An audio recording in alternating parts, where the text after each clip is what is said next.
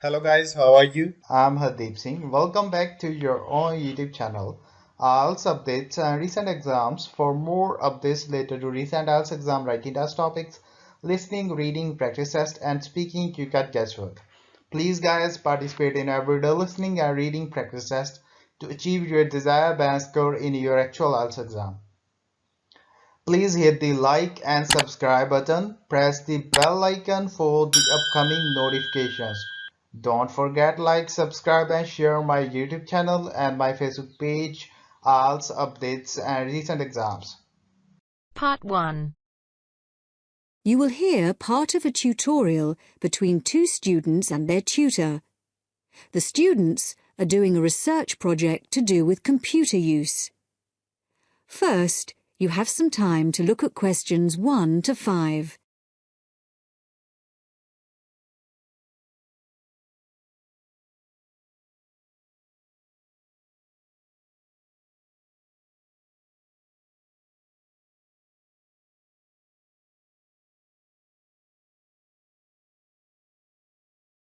Now listen carefully and answer questions 1 to 5. Dr. Barrett? Sammy, come in. Is Irene with you? Yes. Good. Sit down. Right, we're looking at how far you've got with your research project since we last met. You decided to do a survey about computer facilities at the university, didn't you? That's right. We decided to investigate the university's open access centres and, in particular, the computer facilities. Lots of the students are having trouble getting access to a computer when they need one, so we thought it would be a useful area to research. Good, fine. It's not a topic anyone has looked at before, as far as I know, so it's a good choice. So, what background reading did you do? Well, we looked in the catalogues in the library, but we couldn't find much that was useful. It's such a specialised subject, hardly anything seems to have been published about it. And as well as that, the technology is all changing so quickly. But the Open Access Centre has an online questionnaire on computer use that it asks all the students to do at the end of their first year. And the supervisor gave us access to that data, so we used it as a starting point for our research. It wasn't exactly what we needed, but it gave us an idea of what we wanted to find out in our survey. Then we designed our own questionnaire. And how did you use it? We approached students individually and went through our questionnaire with them on a one-to-one basis. So you actually asked them the questions? That's right.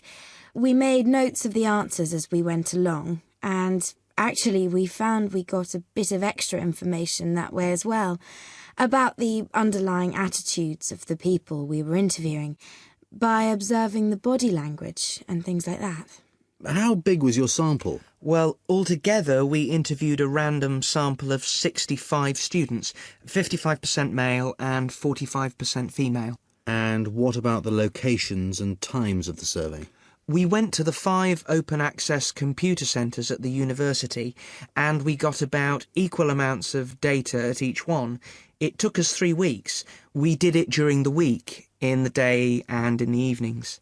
Not the weekends? No. So presumably your respondents were mostly full-time students? Yes. Oh, you mean we should have collected some data at the weekends from the part-time students? We didn't think of that. OK, it's just an example of how difficult it is to get a truly random sample. So, how far have you got with the analysis of results? Well, everyone agreed there was a problem, but we're more interested in what they think should be done about it.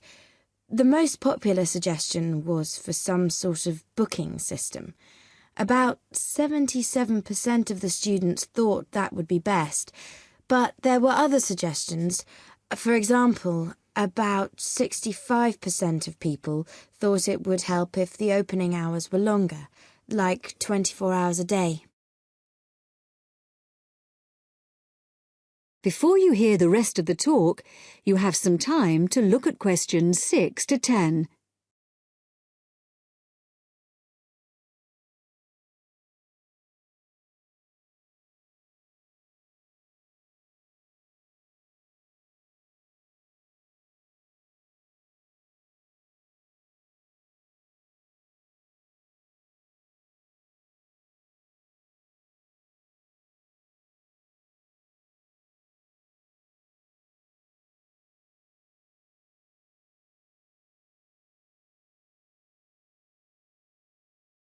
Now listen and answer questions 6 to 10. So, what other suggestions did people come up with? Well, actually, the main reason why people can't get to a computer is because so many students are using them for personal emails or just surfing the web.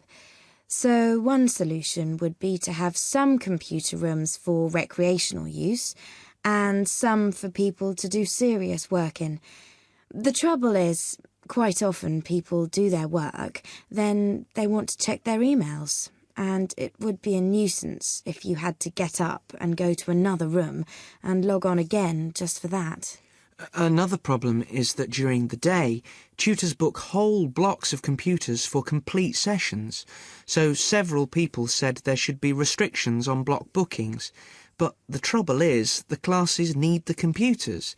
There's nothing else they can use. Some people said the whole problem would be solved if the university would just buy more computers, but other people said it might make things better for a bit, but it wouldn't really solve the problem permanently. You can't just solve the problem by throwing money at it. And with the suggestion that the computer room should stay open round the clock, some people did point out that there'd have to be someone around all the time to make sure the equipment didn't get stolen, especially at night. So a booking system seems to be the best suggestion. Yes. Apparently some universities have a sort of queuing system. It means the staff at the open access centres have to organise it, but people say it works quite well. You go along, and if there isn't a computer free just then, you're given a numbered ticket, and then when your number is called out, you have the next available computer. Or it can be done electronically as well, but that's more complicated, and it isn't really necessary. Good. So, now let's discuss...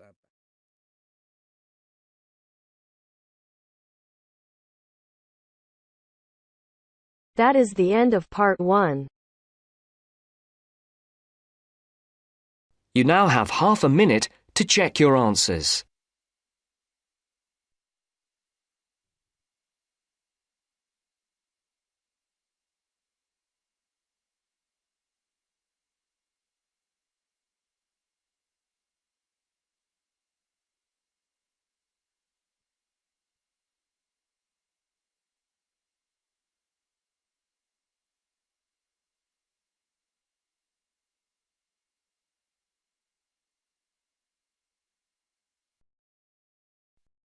Now turns to part 2. You will hear a tour guide giving information about a shopping district. First, you have some time to look at questions 11 to 15.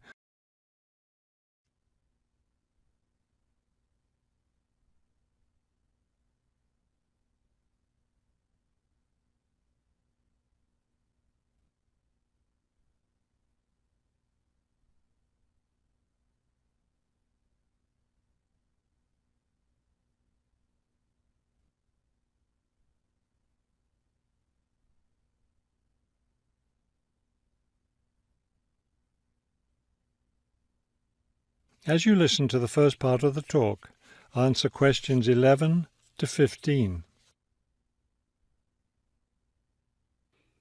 This afternoon, we'll visit the city's shopping district. Several blocks in the area are closed to car traffic, and I know you'll enjoy walking around there. I'd like to give you an overview of the district now, since you'll be on your own once we get there. You'll see on this map here that the shopping district consists of 2 streets, Pear Street, which runs north and south, and Cherry Street, which crosses Pear Street right here. Let's start our tour here on Pear Street, where the star is. This star marks the Harbor View Bookstore. It's very popular among locals as well as tourists. You can buy a range of books of local interest, as well as a variety of magazines and newspapers. It's directly across the street from the city library, which is also worth a visit. It's in one of the oldest buildings in the city and contains, among other things, an interesting collection of rare books. Now, moving up Pear from the bookstore toward Cherry, the next building on the left is the Pear Cafe. You'll notice it's right on the corner of Pear and Cherry Streets. It's a great place to relax while enjoying a delicious cup of coffee or tea. You can talk with friends or read quietly. They have a variety of books and magazines available. From the windows of the cafe, you can look right across Cherry Street for a lovely view of city gardens. It's a rather small garden, but it contains a variety of exotic plants and flowers. Let's leave the cafe and cross Pear Street. On the opposite corner, we're at Caldwell's Clothing Store, which you might also want to visit. They sell both men's and women's fashions from countries around the world. Continuing down Cherry Street, the next building on the right after Caldwell's is the souvenir shop. Stop in here to get maps and books about the local area, as well as t-shirts and postcards with pictures of the city. Now, we cross Cherry Street and we're at the Art Gallery, one building down from the corner. Here you can see and, of course, purchase many fine paintings and sculptures by local artists. Let's keep going down Cherry Street toward the harbor. On the left, right after the gallery, is Harbor Park. It's a lovely place, and it's certainly worth spending some time there. Before you hear the rest of the talk, you have some time to look at questions 16 to 20.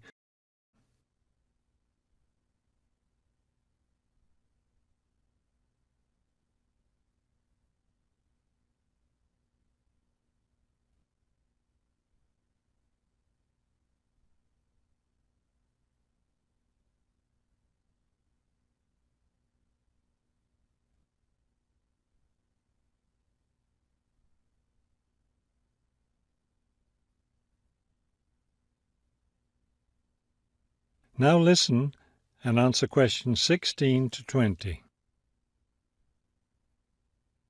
Harbor Park was built on land donated to the city by Captain Jones, a lifelong resident of this city. Captain Jones designed the park himself, and it was built in 1876. Exactly in the center of the park, a statue of Captain Jones was erected, and it's still standing there today. It shows Captain Jones on the bow of his ship. After viewing the statue, you can follow the path that goes through the woods just behind. It will lead you to a lovely garden, in the middle of which is a fountain. This is a nice place to enjoy a few quiet moments. If you still feel like walking, continue on to the far end of the garden.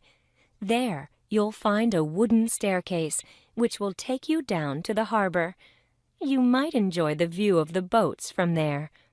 There's also a walking path along the water, which will eventually bring you back up to Cherry Street. You can see that there's plenty to do in this part of the city. The bus leaves at 1:30. That is the end of part 2. You now have half a minute to check your answers.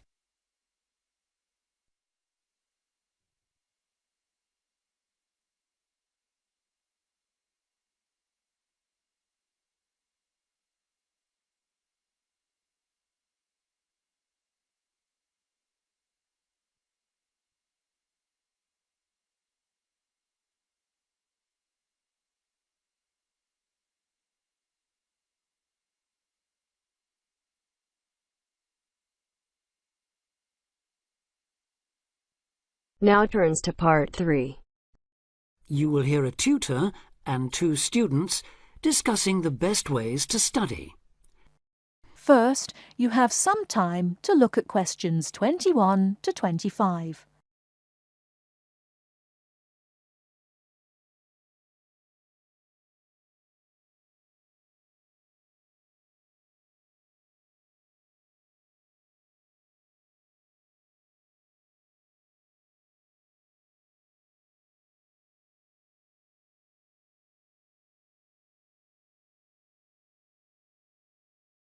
Now listen carefully and answer questions 21 to 25. Well, how are you both settling in? Fine. Yes, no problems. So far, anyway. Good. Remember that as your personal tutor, I'm here to help you if you do have any difficulties. Now, as you know, lectures start on Monday, so I thought we'd look at a few ways of making the most of them, especially in terms of the notes you take. Let's begin by thinking about what you can do before you even go to the lecture. Any ideas? Make sure you're up to date with all the background reading, so you know plenty about the subject already. Yes, that's essential. The lecturer will assume you have that knowledge. Anything else, Carlos? Well, check what the topic's going to be. Of the lecture, that is. I'd go a bit further than that and consider what the content may be. Then you could ask yourself some questions that you want answering and listen out for the relevant information during the lecture. Okay. Now that brings us to the lecture itself and the actual business of writing notes. But there's a lot to deal with there, so we'll come back to that later. What I'd like to do for the moment is continue with the process of note-taking and move on to the next stage. Any suggestions for what that might be? When the lecture is over, you mean? Yes, once you're able to sit down somewhere quiet with your notes. Read them? More than that, you need to make sure they'll still make sense to you weeks, months later. Edit them? Yes, that's what's needed. It's well worth spending a few minutes on it. Any missing words, anything difficult to read, things you didn't have time to jot down, now is the time to do so, while everything's still fresh in your mind. Right. And after that, when's the best time to revise them? When do you think, Carlos? I'd say just before the next lecture, in the same subject. Precisely. That's a vital time to look at them again, for obvious reasons. But it's definitely not the only time. When should you revise them again? A month later, maybe? Sooner, and much more often than that. I'd recommend you look at them again once a week. That's why it's so important they're complete and easy to follow.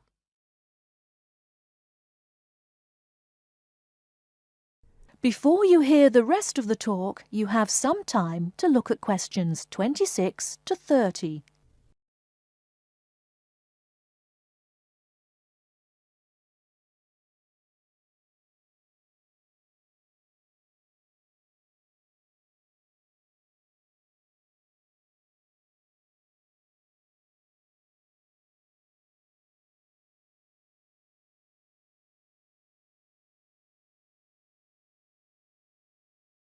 Now listen and answer questions 26 to 30. Right. Let's go back to note-taking and begin with the basics before the lecture has even started. What should you do when you walk into the room? Get a good seat, at the front if you can, where you can hear clearly and avoid distractions. Yes, though obviously others will have had the same idea, so it's as well to get there a bit early. So, when the lecture's underway and you're busy jotting things down, what should you try to ensure? That you're getting all the main points. And what if you don't catch something you know must be important? I'd leave a space. Then I could check it later, perhaps by asking a question at the end and fill it in afterwards. That's an excellent way to deal with it, yes. And there's something else I'd like to mention here. Talking about going through notes afterwards, it's absolutely vital that what you write is legible for one very good reason. It saves time. You'll waste many hours during the course if your revision is held up because you can't read what you've written. Okay, what else can we do to make listening and note-taking more efficient? Well, I always listen out for signpost words. Sorry, what are they? They're the ones lecturers use to say where they're going. A bit like a signpost at a road junction, I suppose. Things like, the first reason is, however, to sum up, and so on. Yes, they can tell you when something important is coming, and help you organize your notes, too. Is there anything else you can add, Carlos? There's something I think's very useful, but it's later, after the lecture is finished. That's fine. Go on. Well, what I do is go through what I've written down, summing up the main points in a few words in the margin, on the left-hand side of the page. I try to use words that'll jog my memory, so that I can remember what everything's about when I look at them again. Yes, that can work very well.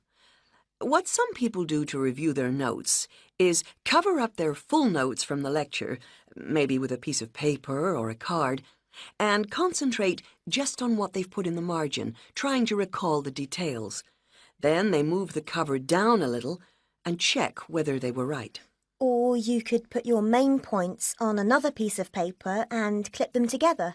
Instead of covering and uncovering, you just hold a page in each hand. Sure. It's down to personal preference, really. Everyone has their own learning style. That is the end of part 3. You now have half a minute to check your answers.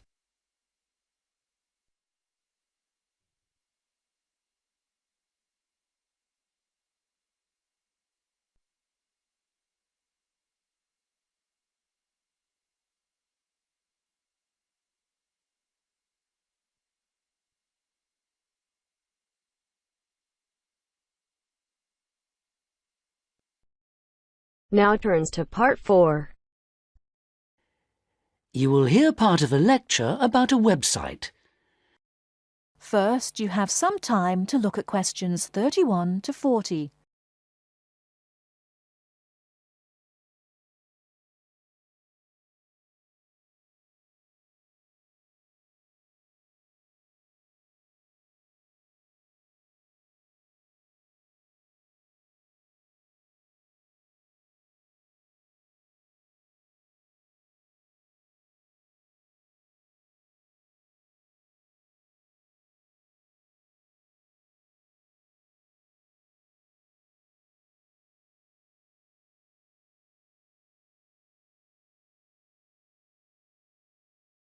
Now listen carefully and answer questions 31 to 40. Good afternoon. I'm Jenny Ironbridge, and today I'm going to be continuing my series of talks on information technology by looking at an innovative information source available on the internet. I'm sure you're all familiar with the strengths and weaknesses of the popular search engines like Google or Yahoo. Sometimes you can find what you're looking for instantly. At other times, searching for something which may or may not exist can be a frustrating and time-consuming experience. So, where can you go to get the information you want? The information source I want to talk about is called Wikipedia. As its name suggests, it's a form of encyclopedia. It's already the largest information source in history, both in terms of its breadth and its depth.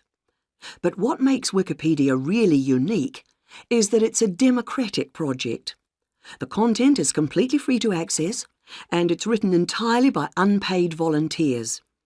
Changes and additions are being made all the time to articles which exist already, but it's also possible to contribute whole new articles. And basically, anyone can contribute once they've grasped the basics of editing the pages.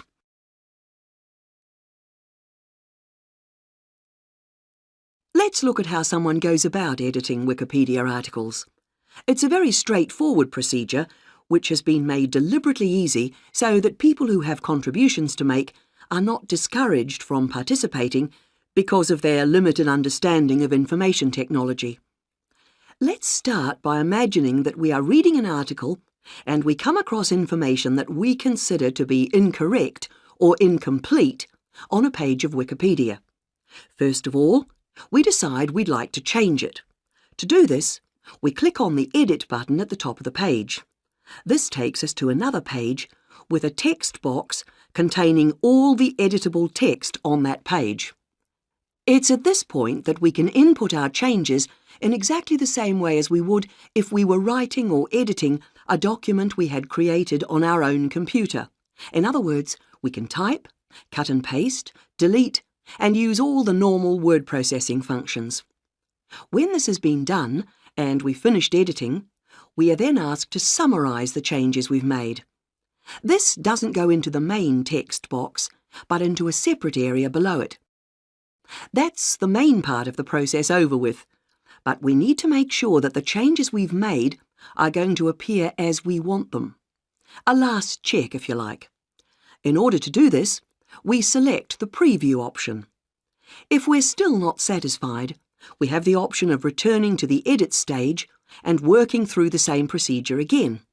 Finally, if we're satisfied with the result, we simply click on Save and our changes will take immediate effect.